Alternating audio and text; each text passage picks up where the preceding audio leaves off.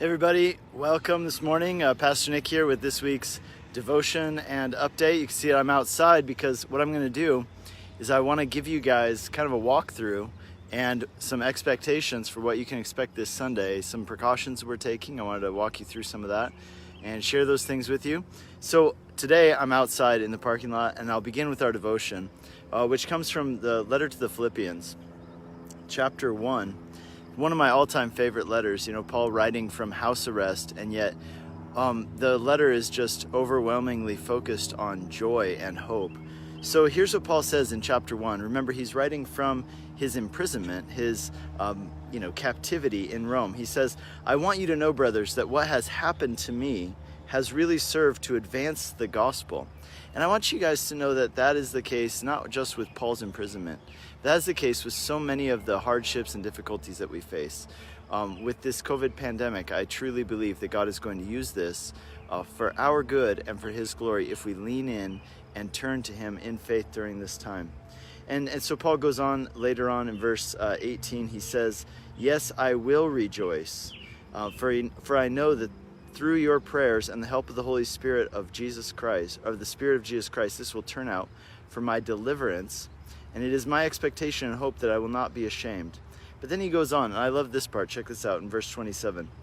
Only let your manner of life be worthy of the gospel, so that whether I come to you and see you, or I am absent, I may hear that you are standing firm in one spirit, with one mind, striving side by side for the faith of the gospel.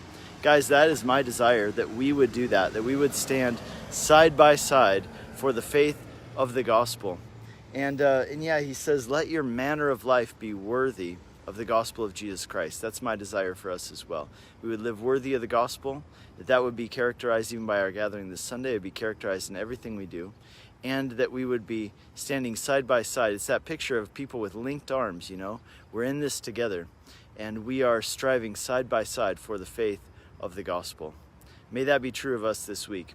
Okay, let me walk you through our building and what it's going to look like on Sunday morning. The reason I came out to the parking lot is because I want you to see, basically from your car and to your car, what this whole process is going to look like. Give you some visuals, help you to see some of the things that we're doing. All right, you guys ready? Let's walk. All right, so you can see behind me, we have our sign up, and I'm going to see if I can flip my screen around. Yep, I can. Watch this. Okay, so you guys, this is how you'll approach the building. You come up on Sunday morning, you see our big sign. You can come in. The road was blocked. We're really glad that it's now not blocked. That was something we prayed for. So you're going to come in. You're going to walk in this way. Again, you're going to park out here. Big parking lot, lots of places to park. We're not going to run out of parking, that's for sure. So you're going to walk in. Remember our service there at 9 and 11. I'll show you something. We're not asking people to pre-register at this time. We may next week, depending on how this goes. But right now, we think we have a plan that's going to be able to take care of us. But we do encourage you, if you want to be in the sanctuary, because we have an overflow room, if you want to be in the sanctuary, make sure you show up a few minutes early. Okay, so you're going to walk in. You'll notice we have hand sanitizer stations. We've ordered some of these touchless ones, but of course everything's on back order right now. So those will be in soon. For now, we have this. But here's the good thing. If you touch this dispenser and then use this hand sanitizer, then your hands will be sanitized afterwards. So it'll be good. Well, we're asking everybody bring your face mask, okay? But if you forget, we have some extras that we're going to be distributing. So you'll notice here the doors are open when you walk in.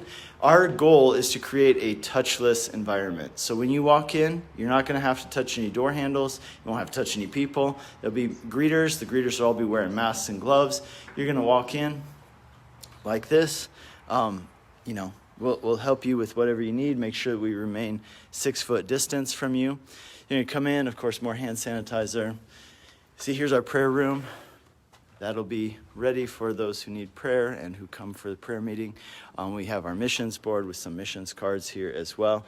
You're going to pick up, you see we have this set up here. You're going to pick up communion supplies. Now these are prepackaged. So again, the goal being to create as much as possible a touchless, contactless environment. So you're coming into the sanctuary, and we're going to seat it from the far side and then coming this way. And we're going to ask the family units sit together. Anybody who's between family units, we're going to ask for 2 to 3 chairs minimum of of empty seats to provide the social distancing. Okay, so you're going to come in, and we're going to seat from the far side this way, giving preference to family units who are sitting together and making sure that we maintain social distance. So that's that. Once our ushers determine that we have reached capacity in this room, which we received new guidelines this week from the state of Colorado, and everything we're doing is in compliance with that. So we're glad about that. So we'll see, once that's filled up, then you're going to come this way into, we call this area the Commons. It's like our fellowship area. And you're going to come this way, and you'll notice that we have our youth room over here has been converted into an overflow room. Again, all the rows are spaced out according to the guidelines, and you'll see in here that is Pastor Mike. Hey, Mike, you're on video. Yeah, so don't try. So we did some painting this week. You can see we're trying to get a house ready, so to say, and we're setting this up so you can see right through that door to the sanctuary. It's adjacent. But the nice thing is we'll be able to shut the doors to be able to keep everything, really clean and, I guess, isolated. And so in this room, this will be for anybody who comes. We don't want to turn anybody away. So we have room in here for another 50 people, with distancing. There's, I think, 70, 80 chairs in here. So we'll have room for people at proper social distancing. You'll be able to hear and watch the service there live. So here's the flow, though. You're going to come in those doors, and then when you exit, right? So let's say you're in the sanctuary, okay? You're in the sanctuary, and you're going to exit through the back here, okay? You see there's exits back here into the Commons. You're going to exit through the Commons. Hey, one thing I wanted to tell you guys, we're going to have some kind of like giveaway bags, kind of like just welcome bags for people who are joining for the first time.